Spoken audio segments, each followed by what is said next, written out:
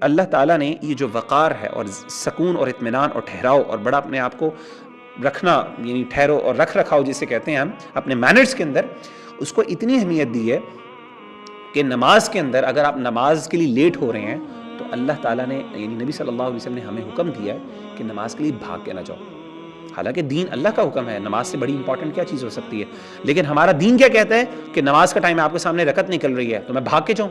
اللہ کے رسول نے کہا نہیں، آرام سے جاؤ، چل کے جاؤ. حدیث سنیے، آپ صلی اللہ علیہ وسلم نے فرمایا، صحیح بخاری کی حدیث ہے، آپ نے فرمایا کہ اذا سمعتم الاقامۃ فامشوا الی الصلاۃ، جب بھی تم اقامت کو سنو تو کیا کرو، فامشوا الی الصلاۃ، نماز کی طرف چلو. وعلیکم بالسکینۃ والوقار، تمہارے اوپر سکون اور وقار ہونا چاہیے، اطمینان سے چلو اور وقار سے چلو، بھاگ کے نہیں جانا. حالانکہ اللہ کے دین کی بات ہے، امپورٹنٹ چیز ہے، آپ ایک ڈیڈ لائن مس کر رہے ہیں، نہیں. ولا تسرعوا، آپ نے فرمایا کہ بھاگو نہیں. کیوں؟ فما ادرکتم فصلوا، جو تم پالو نماز میں سے وہ پورا کر لو.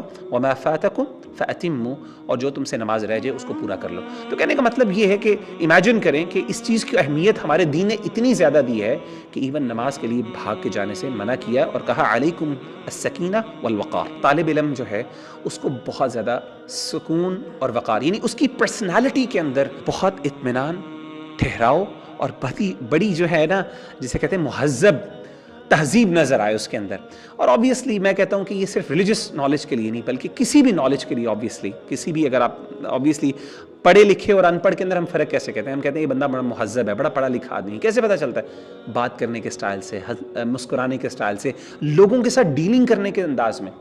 تو خاص طور پہ وہاں پہ سکون، اطمینان اور وقار، پرسنالٹی کا خیال رکھنا، مہذب رکھنا، بدتمیزی نہ کرنا، گندی بات نہ کرنا.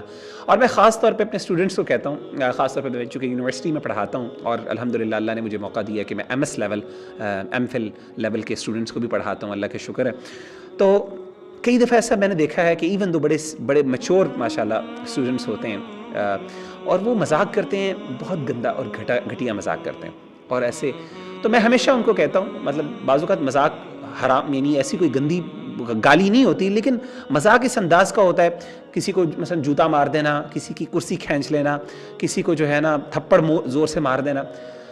تو میں ہمیشہ ان سے کہتا ہوں یار آپ کے مذاق کے اندر جو ہے نا ایک مہذب پن ہونا چاہیے، آپ کے مذاق کے اندر بھی تہذیب ہونی چاہیے، ایک لیول آف رسپیکٹ ہونا چاہیے. پتہ چلے کہ یار یہ بندہ پڑھا لکھا آدمی ہے،